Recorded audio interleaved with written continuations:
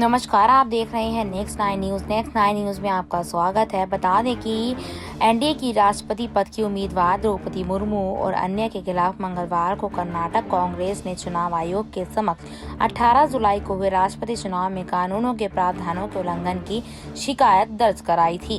कांग्रेस ने चुनाव आयोग ने कहा था कि राष्ट्रपति चुनाव के लिए रिटर्निंग ऑफिसर को निर्देश दे कि वह स्वतंत्र और निष्पक्ष चुनाव के हित में बेंगलुरु में द्रौपदी मुर्मू के पक्ष में डाले गए सभी वोटों को अमान्य मान ले।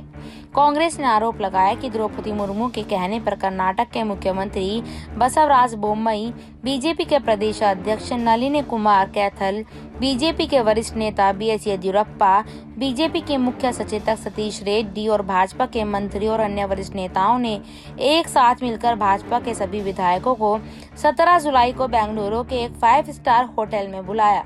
शिकायत में कहा गया कि राष्ट्रपति चुनाव में मतदान के लिए विधायकों के प्रशिक्षण सत्र की आड़ में उन्हें आलीशान कमरे, भोजन, शराब, पेय पदार्थ, मनोरंजन प्रदान किया गया।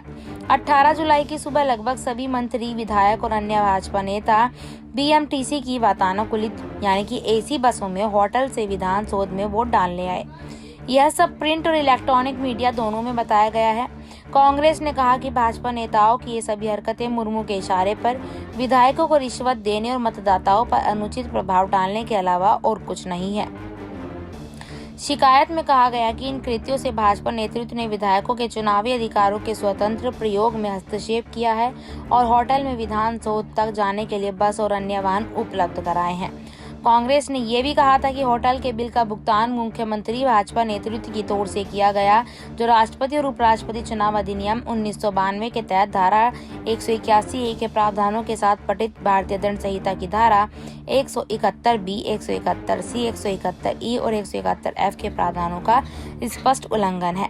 तो यहाँ पर देखने वाली ये बात है कि द्रौपदी मुर्मू को यहाँ पर नीचा गिराने के लिए विपक्षी पार्टियां कुछ भी करने को तैयार थी, लेकिन अब सब उनकी जितनी भी कोशिशें थी सब पर पानी फिर गया और यहाँ पर द्रौपदी मुर्मू आज राष्ट्रपति के पद पर बैठ गई। ऐसी तमाम खबरों के लिए देखते रहिएगा नेक्स्ट 9 न्यूज़। धन्यवाद।